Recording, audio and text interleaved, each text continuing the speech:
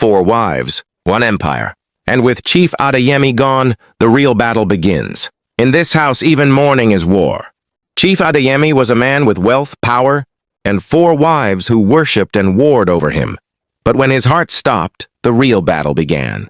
From the markets of Lagos to the church altar, from pepper soup scandals to viral brawls, his death unleashed secrets so shocking they tore his family apart. 4 wives, 1 empire, and an unborn child holding the crown. Who will rise? Who will fall?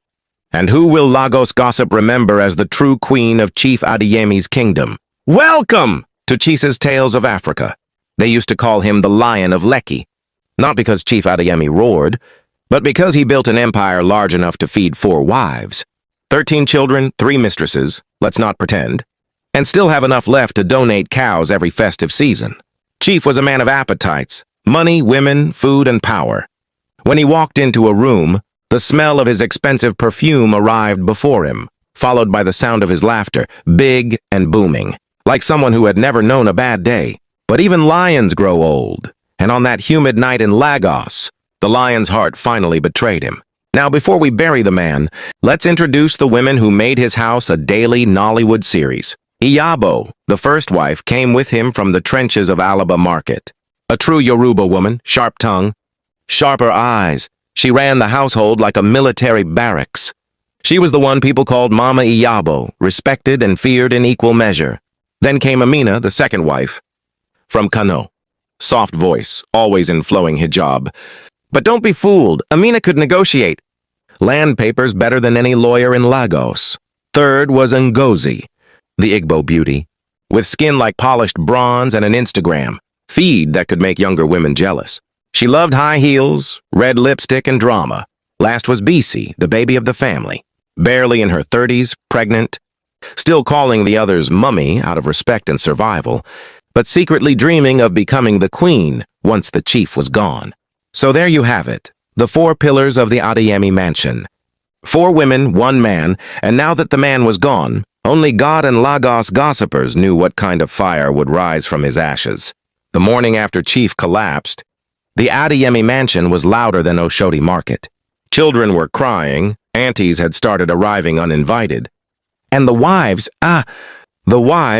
were already positioning themselves like candidates in an election.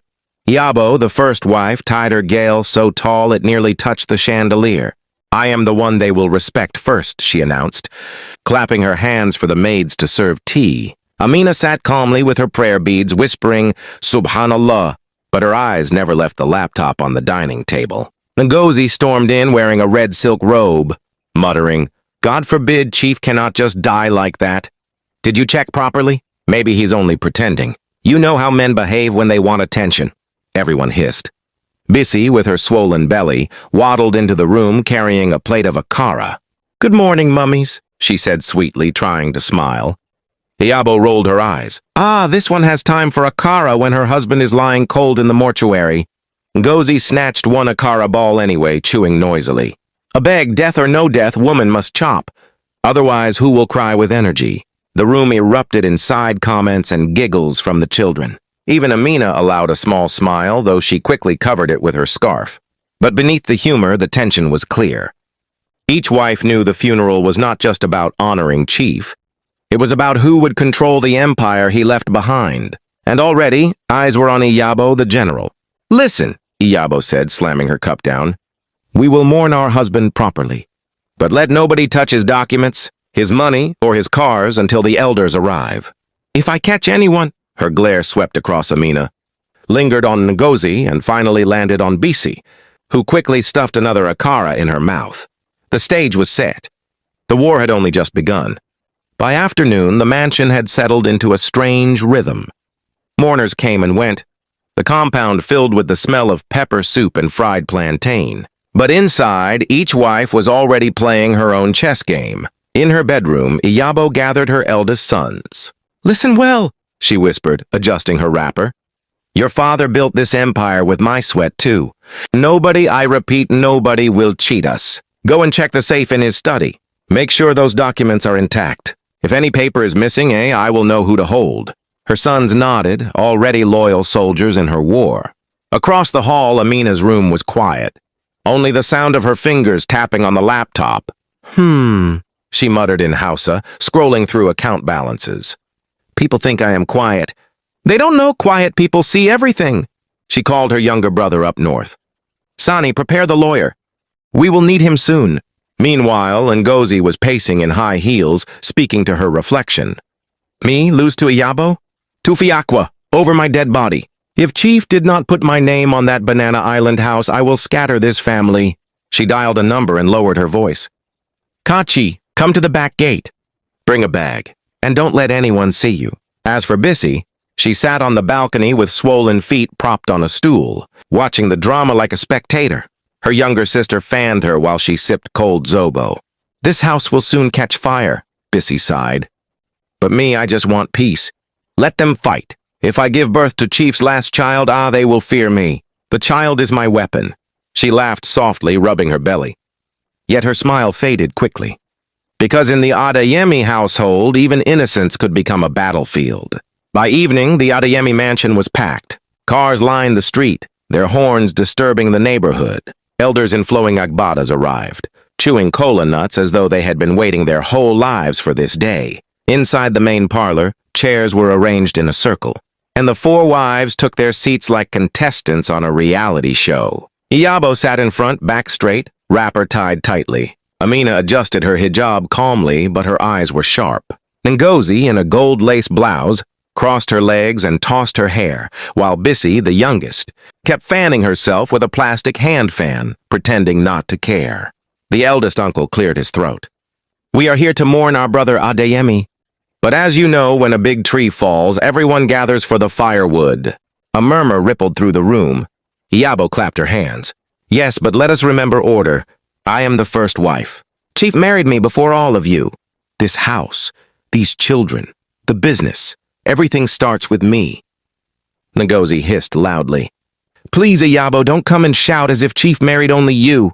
Abi, do you want to erase us? Who cooked his soup last week? Who was with him at the party in Victoria Island? Me! The room gasped. Amina sighed and shook her head. Subhanallah, this is not the time for competition. But let us speak truth. Who did Chief trust with the bank accounts? Who managed his land deals quietly? Me. All of you talk, but I had his passwords. Bissy's fan dropped on the floor. Excuse me, mummies, she said softly, but her words carried. Who is carrying his last child in her womb? Who will give him his final son? Me. So let's not pretend. My child is the crown prince of this empire. The parlor erupted, women shouting, uncles coughing, children peeping from the hallway.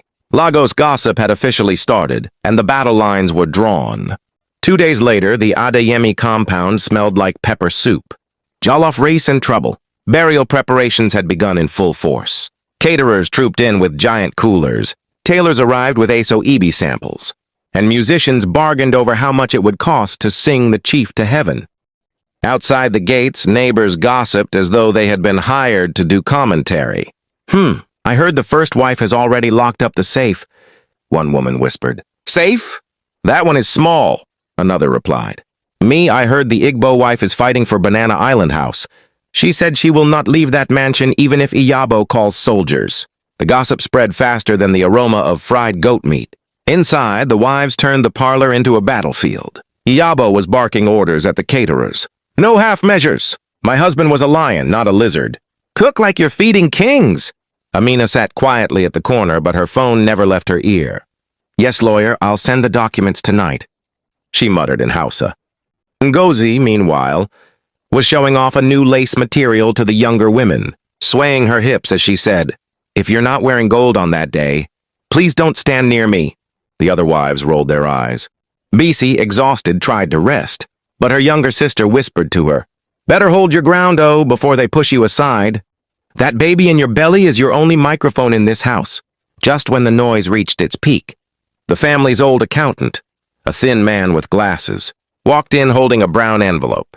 Madams, he said nervously, Chief left some instructions about the burial funds.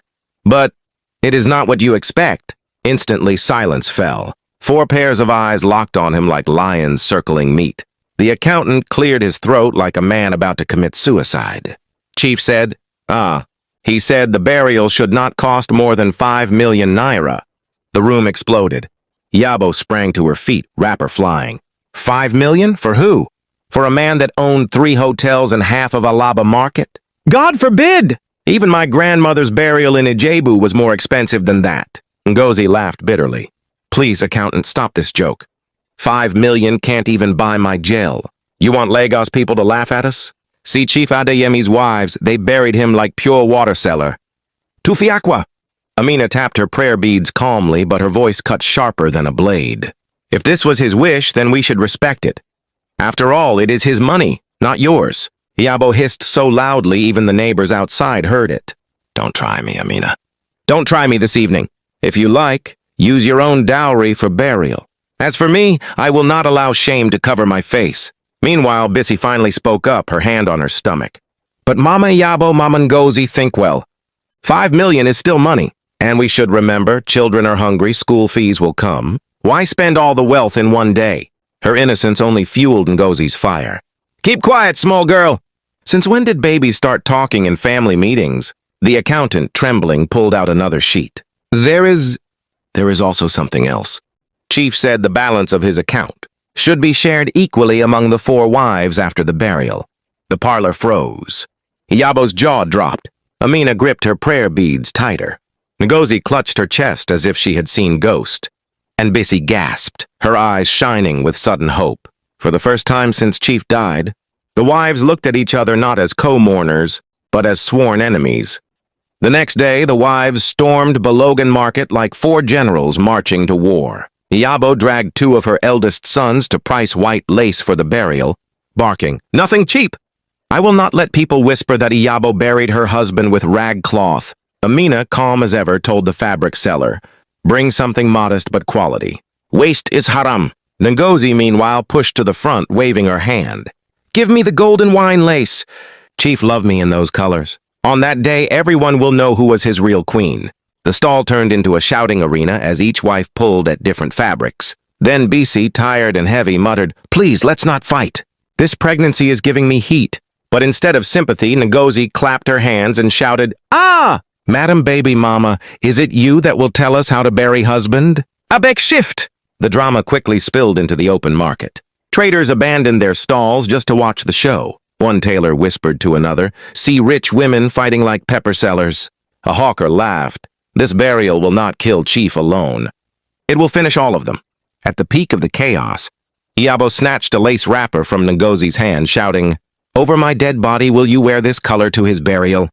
Ngozi lunged at her, nails sharp, and in seconds, the 2 women were wrestling in the middle of the market, while onlookers cheered like it was a boxing match. Amina tried to pull them apart, but someone shouted, "Film it! Film it!" and phones went up in the air. By the time police officers arrived to separate the fight, half of Lagos had already watched the video online, titled, Adeyemi's Wives Scatter Market. Over burial cloth. By evening, the Adeyemi name was trending on every gossip. Blog from Lagos to Abuja. Headlines screamed, "Wives of late Chief Adeyemi?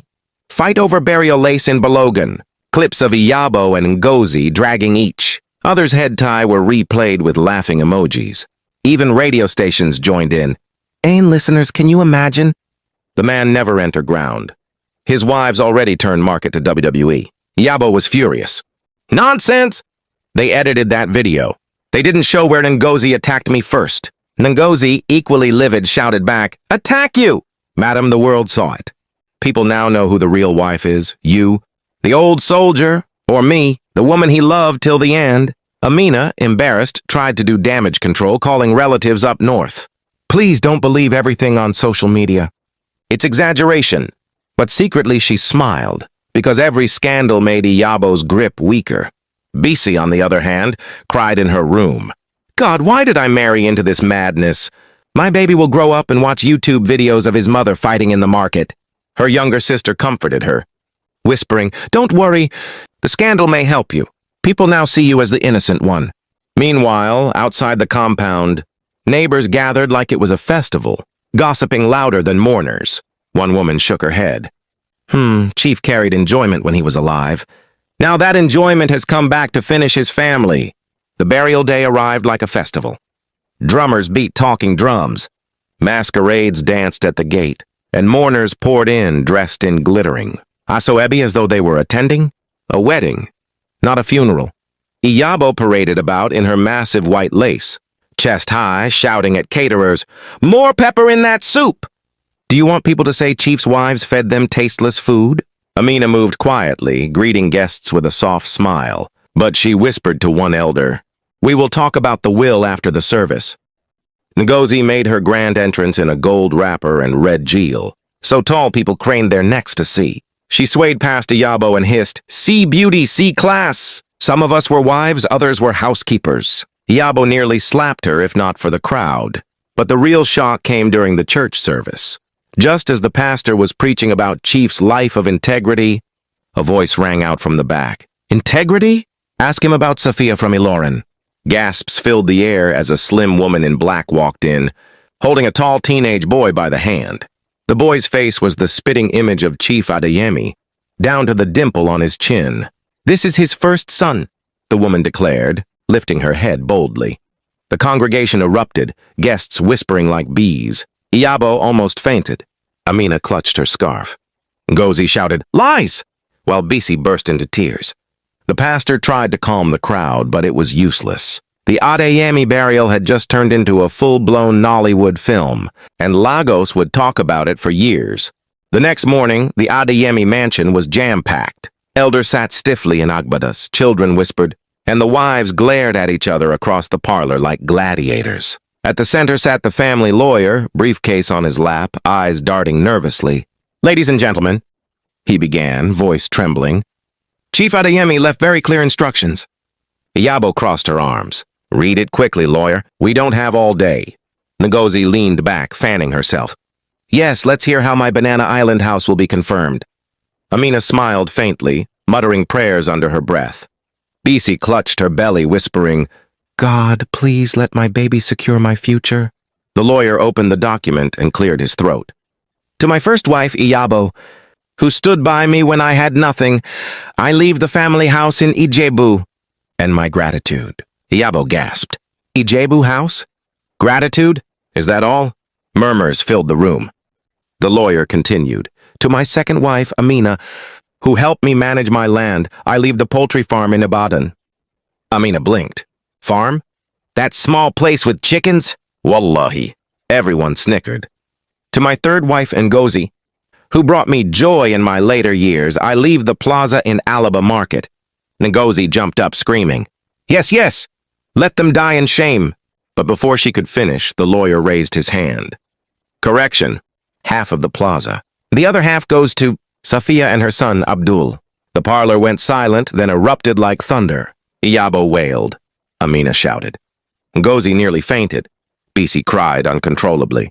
Safia sat calmly, her son holding Chief's signet ring like a crown. And then the lawyer read the final line that made jaws drop. "As for the rest of my assets, my hotels, my companies, my bank accounts, they are to be held in trust until the birth of my unborn child with Bisi. If the child is a son, he becomes the sole heir. If not, everything is to be divided equally among all my wives and recognized children." Gasps turned into screams. One wife fainted, another cursed. And Lagos gossip had just been fed a feast that would last 10 years. The moment the lawyer finished, the parlor became a war zone. Iyabo tore off her gele and screamed, "Over my dead body will a village woman from Ilorin take my husband's wealth." Amina slammed her prayer beads on the table. "This is injustice. Chickens and gratitude. Me, after all my sweat?" Ngozi kicked over a chair, pointing at Safia. "Who even knows you? Maybe you picked that boy from the street. Where is the DNA test?" The elders tried to calm things down, but their voices were drowned by shouting, wailing, and curses in 3 different languages. Children ran out crying. Even the lawyer hid behind his briefcase like it was a shield. But the sharpest silence came from Bisi. She stood slowly, one hand on her swollen belly, her eyes suddenly fierce. "So now all of you see," she said, voice steady. "This child in my womb is the key. You can mock me, call me small, call me baby mama, but if I give birth to a son, every single one of you will bow to me." Iyabo hissed and spat on the floor. "You, queen? Never," Ngozi sneered. "Pray that baby survives first," Amina muttered under her breath. "Allah is watching." and Sophia, calm as ice, looked Bissy straight in the eye. "Then I will pray for a girl."